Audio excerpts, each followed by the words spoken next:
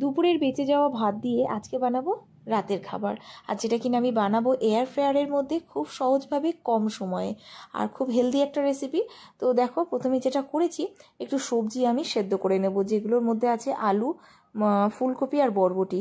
একটু জল গরম করতে দিয়েছিলাম, যার মধ্যে নুন দিয়ে কেটে রাখা ছোট ছোট করে কেটে নিয়েছি সবজিটা, সেটাই দিয়ে হালকা করে সেদ্ধ করে এটাকে জল ঝরাতে দিয়েছি। আর এদিকে দেখো যে ভাতটা ছিল দুপুরে সেটাই নিয়ে নিলাম, তার মধ্যে কিছুটা ফ্রোজেন মটরশুঁটি, একটু পেঁয়াজ কুচি, একটু ক্যাপসিকাম, এগুলো কিন্তু সেদ্ধ করিনি, মানে মটরশুঁটিটা সেদ্ধ করা ছিল, কিন্তু এদিকে পেঁয়াজ আর ক্যাপসিকামটা সেদ্ধ করতে লাগে না।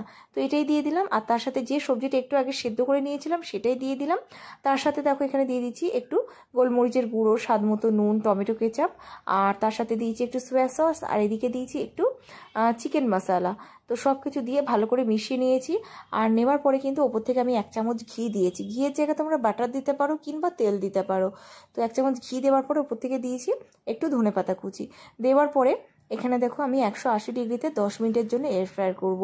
তো 10 মিনিট পরে দেখো এটাকে নিয়েছি, নামিয়ে এটাকে কিন্তু একটু উল্টে পাল্টে দেবো, কারণ উপরের ভাতটা একটু ভাজা ভাজা হয়েছে, নিচের দিকটা কিন্তু এখনও একটু ভাজা ভাজা হবে। তো আরও 10 মিনিটের জন্য কিন্তু আমি এটাকে একটু দিয়ে দেবো। তো ব্যাস 10 মিনিট হয়ে গেলেই কিন্তু একেবারেই রেডি হয়ে যাবে আমাদের রাতের খাবার। তো খুব সহজভাবে হেলদি একটা রেসিপি, খুব সিম্পল রেসিপি, কিন্তু ট্রাই করতে পারো। তো এই ধরনের অনেক রেসিপি কিন্তু তোমরা আমার চ্যানেলে পেয়ে যাবে, দেখে নিও। আর যারা ফেসবুক পেজ থেকে দেখছো, পেজেতেও কিন্তু এই ধরনের অনেক রেসিপি পেয়ে যাবে, দেখে নিও। আর ভালো লাগলে কিন্তু অবশ্যই পাশে থেকো। তো চলো দেখা হবে নতুন কোনো রেসিপির সাথে, ততক্ষণের জন্য টাটা।